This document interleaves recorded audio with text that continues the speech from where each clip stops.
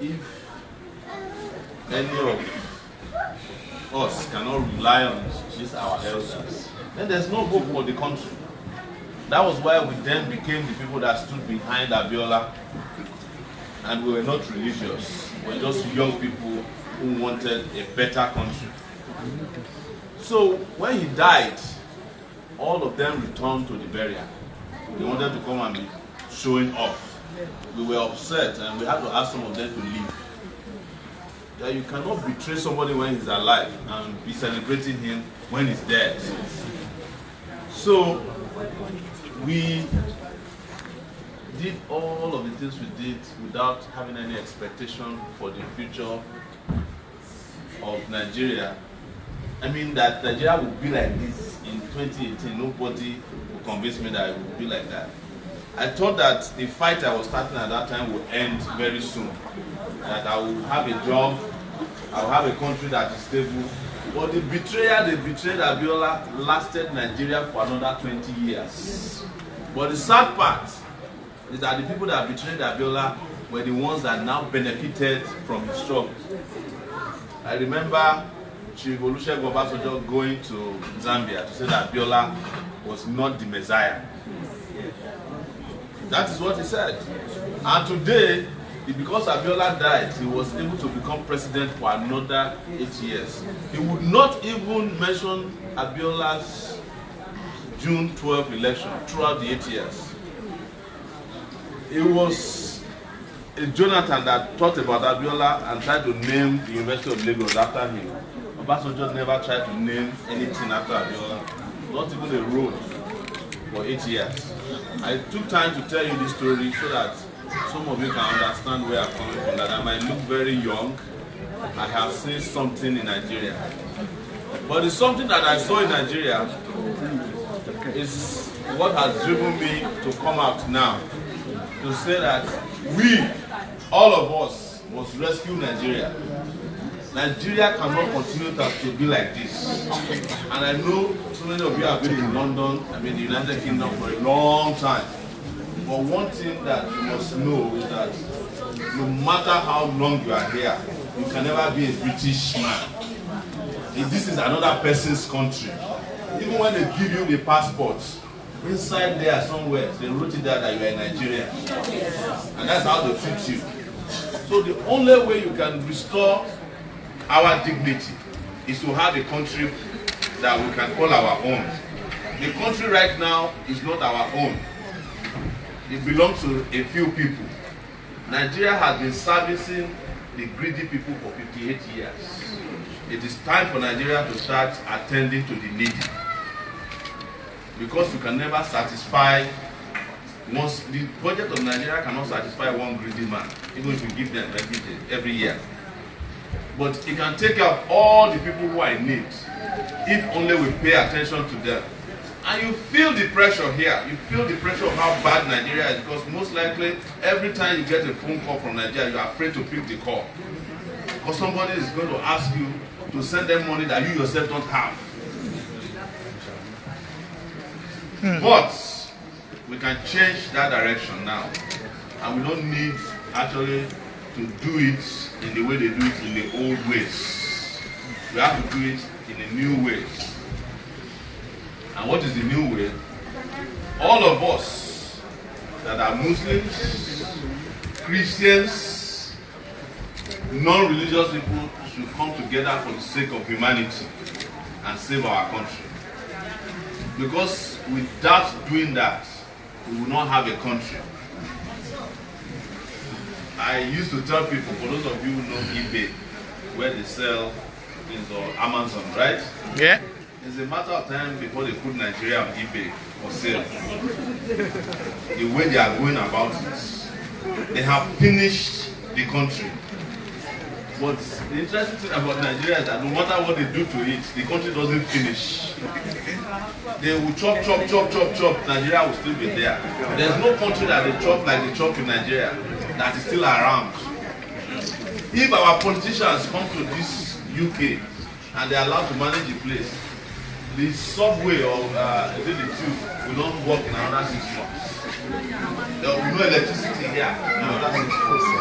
The schools will stop stop working. If they come here, the people that Yoruba people call Jegudu, Kera, you know them. There are some of you that came from Ilorin, Kwara State, you know the here. Some of you from Lagos, you know the owner of the place, Ondo, Ekiti, all over the country. And I mentioned Kwara, by the way, because I have been fighting in Kwara in the last few months to break the stranglehold of the man who has turned Kwara into his private estate. And I'm saying that the people of Kwara must be free. The same I say of the entire country of Nigeria, that we must break their stranglehold away from these individuals who have enslaved us. But the problem with the slave master is that he must also stay with the slave. There's no way you can keep somebody enslaved. To keep him there, you have to be around him. So in a way, too, you are a slave. But we have to end this very terrible history of Nigeria. That is the reason why I presented myself. And I have come here today to seek your support. And I know that you are people of conscience. Yes, people of conscience. And I mean it. And that you will support this, our movement. Our movement is called Take It Back Movement. We want to take our country back from the old people who have been mismanaging the place, from the young people who are also part of the mismanagement of the place. Because sometimes you'll be hearing that, oh, it's young people, it's time for young people. No, it's not time for young people. It's time for responsible people to manage Nigeria. Because just as there are good old people and bad old people, there are also bad young people in Nigeria. You know, I like to mention states. I mentioned Kwara the other time. I also can mention Kogi, where we have young people. But they are not responsible young people. And Kogi is bleeding. So I can go to every state in Nigeria like that and point to you where things are wrong. But I've come to London today to assure you that it can be done. Nigeria can become a great country.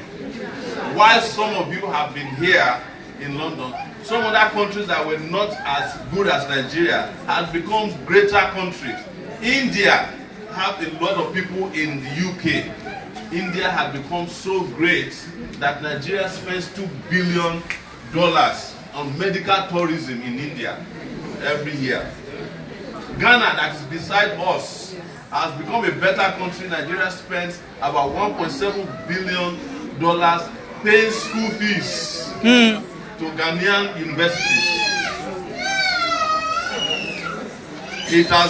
Nigeria has become such an embarrassment even to itself that it's the only country in the world that if you have electricity more than 6 hours, you'll start wondering, what happened to NEPA? Why haven't they taken the lights? And as I said in the church today, you will discover that even the prayer requests when you are in Nigeria is different from your prayer requests when you are in the UK. Because in Nigeria, you still have to be praying for lights to come. In the UK, you are praying to pay your bills, your light bills. And we can change all of that. And the young person sitting in front, standing in front of you, I have done it for the last 29 years. I've been an activist since 1989. One of the people that fought until Abiola was killed. I fought to ensure that that election was not, the nullification of the election, which was done by a Muslim against another Muslim. That's why we should not be using religion. When it comes to these people, they are godless. That's the truth. They don't respect the religion when they want to do bad things. They don't fear God. Even though they use the same God to divide us. We must unite to save our country, because when the country is saved, we can truly practice what we believe. And we can be free to do it. They will be telling you today that Boko Haram was created for religious reasons. But today Boko Haram is killing more Muslims than they are killing any other religion. Even the Fulani Hausa herdsmen that they talk about, they are killing more people in Zamfara than they are killing anywhere else in Nigeria. Because these are criminal elements that have no religious background. They are not doing it because of religion, they are doing it to spite or in spite of religion. That is why we must tell the story properly so that we can solve the problem properly. I have to say that at the beginning, because I cover Boko Haram a lot, and I want to say it in front of you, sir, very well at the beginning, a lot of our Muslim brothers and sisters got defensive. Instead of being on the offensive against Boko Haram, they thought their religion was being attacked. And as a result, people mistook being defensive and defending their faith to mean that they support Boko Haram. No. It was because they got defensive because they didn't understand where they were being attacked by non-Muslims. But later, everybody realized that Boko Haram wasn't for Muslims, that they were against anybody for that matter. And that is why today their highest casualties are Muslims. Today they go after mosques more frequently than any other place. Anytime they see any religious gathering of Muslims, they go and bomb the place. And I knew this from the beginning, and when people were saying it, people who were from our own side of the world were saying that, oh, Boko Haram is an Islamist movement. I said, it's not so. They claim to be because they want to use that to do what they need to do, have what they want to wreak on society. So, I will end here by once again thanking you for offering me this great platform to talk to our people here. Please ask your people at home to obtain permanent voters cards, PVC. If you want to do it well, if they ask you for money, ask them to send you a copy of their PVC first before you send money. Or if you send money, ask them to use the money to go and obtain PVC first. Because that's the only tool we have left now to rescue Nigeria peacefully and put Nigeria on the path of progress, peace, and prosperity. If we don't do it, posterity will not forgive us. Because there's no comfort that we have here. As the Yorubas we say, Iroru, Igi, Beyeo.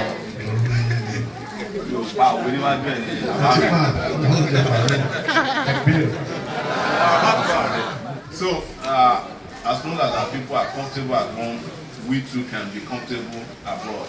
If they are not, we are just deceiving ourselves. So again, thank you very much, and I wish you the best. And by the time I come back here next time, I will be President of the Federal Republic of Nigeria. Thank you. Thank you. And I promise to be back here. I will come back. By the grace of God. Thank you. On behalf of the President General of the Association and this community, we also thank you for coming in. We appreciate your coming. May Allah be with you.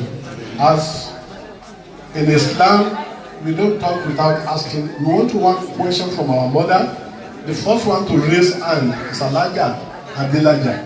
And only one we want.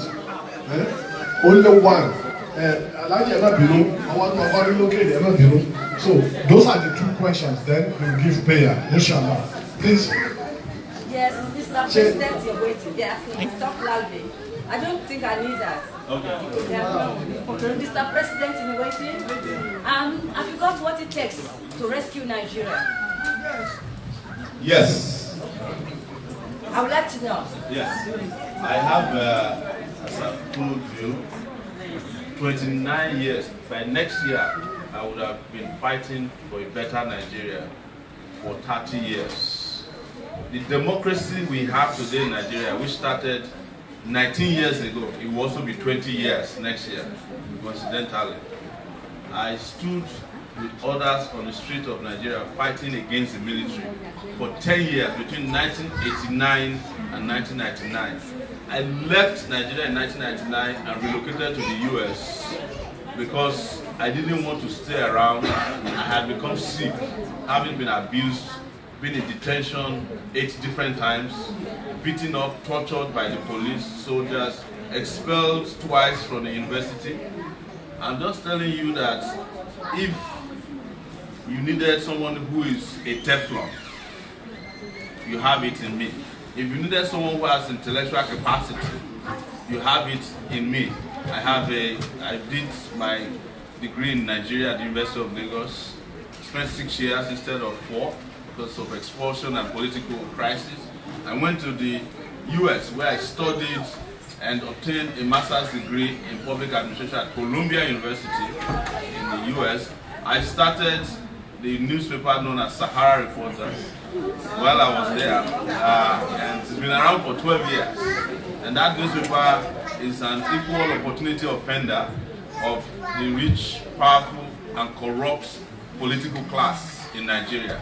And I've been fighting for a better Nigeria. I have exposure, and I have done a lot of interventions, by the way, that has protected Nigeria from the political class.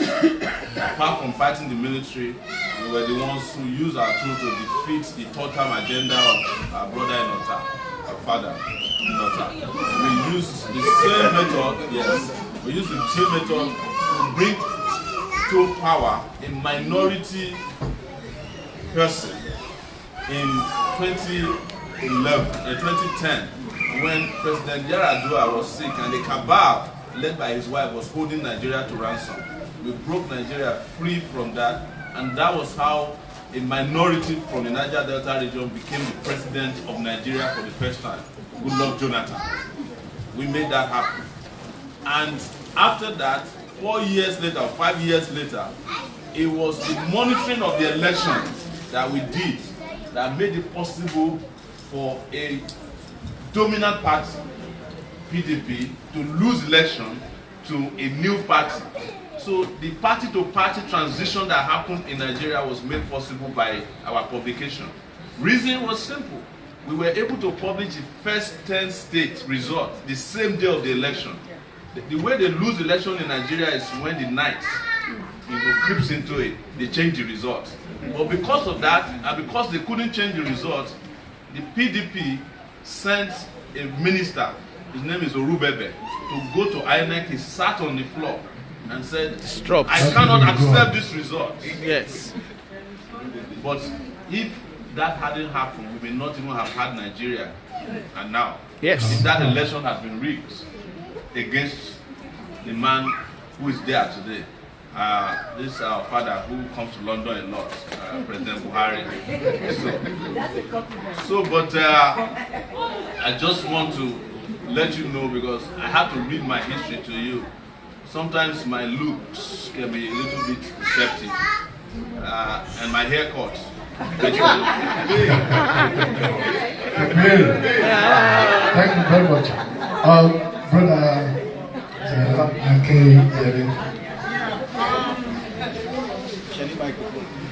anyway, I think you can hear me clearly. Yes. Yeah, you know, the thing is, like, personally, I think you came out at a very wrong time. Sorry, don't be offended.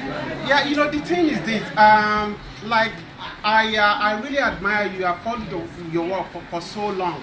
But the thing now is that if you look at, you know, political happenings all over the world, in 2010, before 2010, when David Cameron took over, you know, even though they were the opposition party in the UK, he was saying, okay, this is what I'm going to do when I get to the to power. And at the end of the day, you know, when he got there, he discovered that what he was seeing from outside is far more than you know, what he thought was really happening.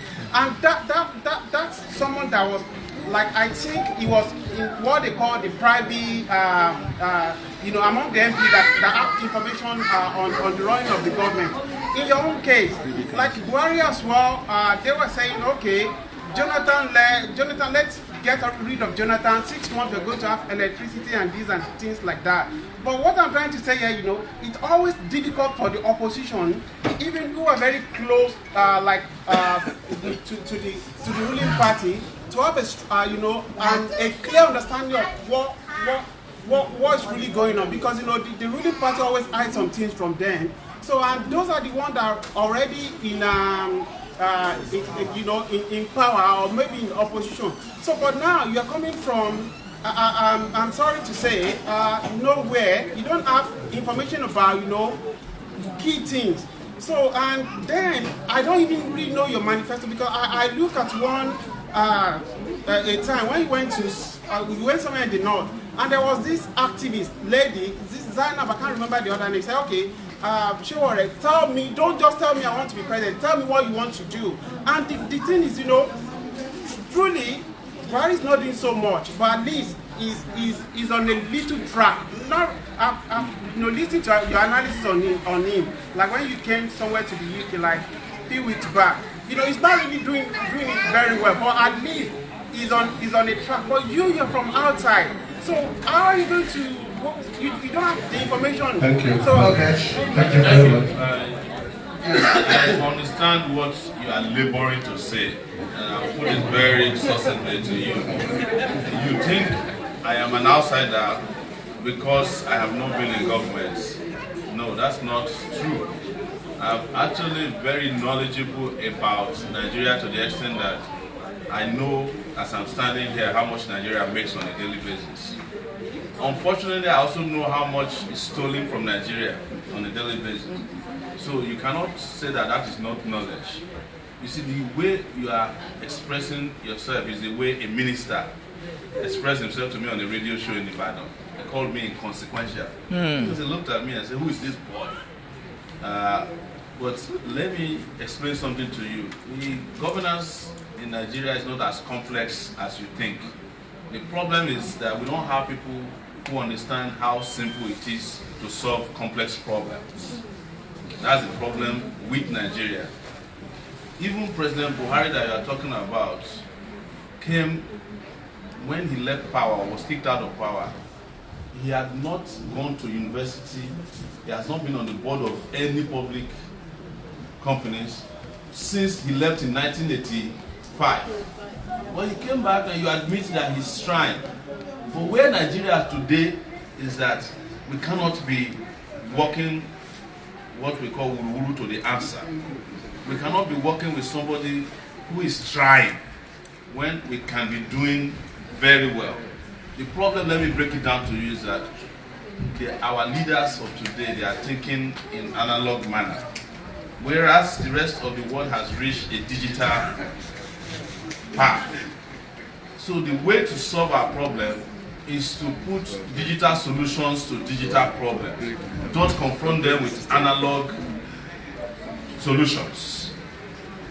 What is it that is so difficult to govern in a country that you cannot finish the construction of a road between Lagos and Ibadan for 20 years?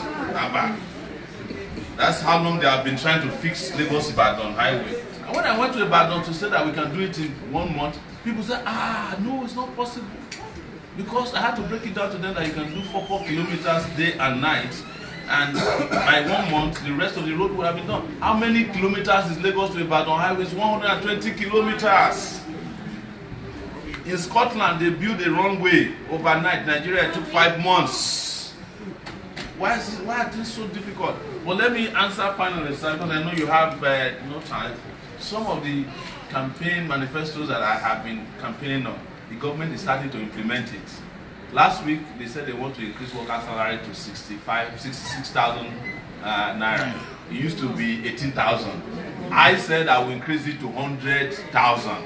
Because what has been depriving workers of that salary are the greedy thieves in our Senate, who are collecting 13.5 million every month for doing nothing. 200 million naira constituency allowance for doing nothing. Is that one rocket science to govern a country like that by stopping thieves? Right? And if it's a rocket science, I'm a rocket scientist. That's the thing. They said they are going to be paying coppers, which we promised to be paying 50,000 per month. Now they have said that they are willing to increase their allowances. Lagos Ibadan expressway that we were complaining about last week, they have released the rest of the money for it, because we have been talking about how easy it is to do it. But it's not only Lagos Ibadan highway that has problems. There's a bad road between Kano and Kaduna too. It's the worst in the country, and that is the reason why we cannot wait for a President Buhari who is trying.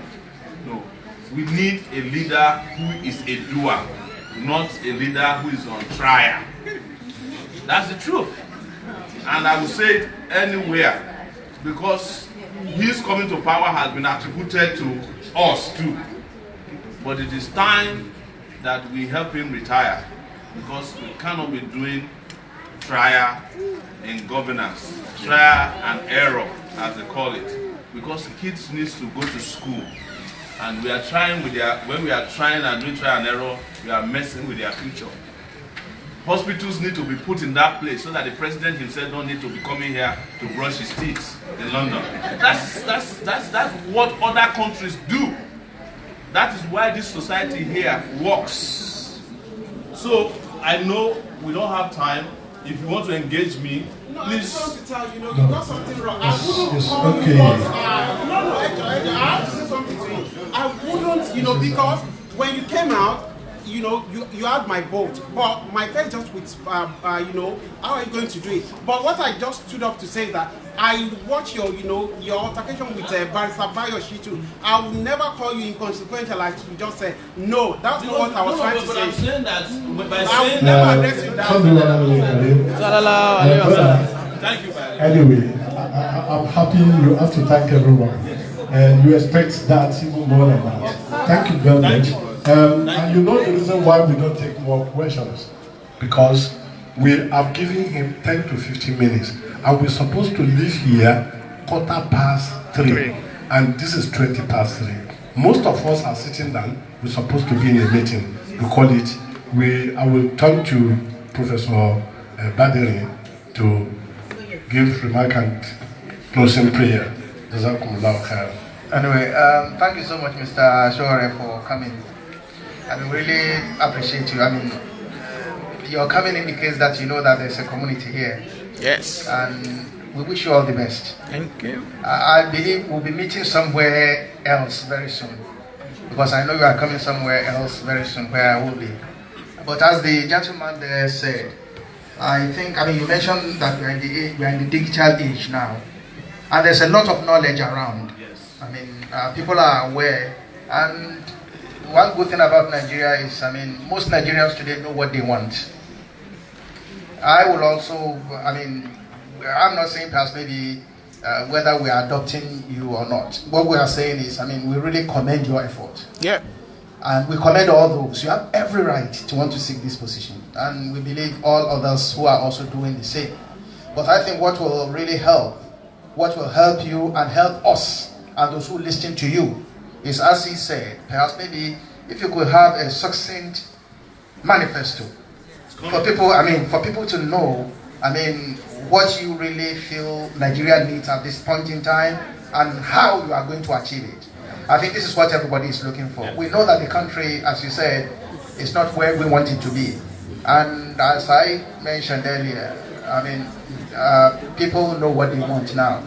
People here, we know what we want. And religion is, yes, close to our hearts, but the truth of the matter is, we do not believe in the fact that religion should divide us. If we see a strong candidate who is able to convince, good manifesto, on point, and we see that when we are convinced that this person, yes, is an achiever, can do this exactly what we believe in, I believe our people here will give you your vote. And from what you've said, I don't think that has come out now. So perhaps maybe when you are coming back again, it will be better to have a succinct manifesto and also how you want to achieve. Thank you for coming, and we wish you all the best. Thank you. We pray that, Allah God gives you the strength, Amen, and also the ability to be able to continue. Amen. This is exactly what will make Nigeria great, for people to come out and to be able to challenge the system and to tell us what they want to do. So continue to pray for you and others.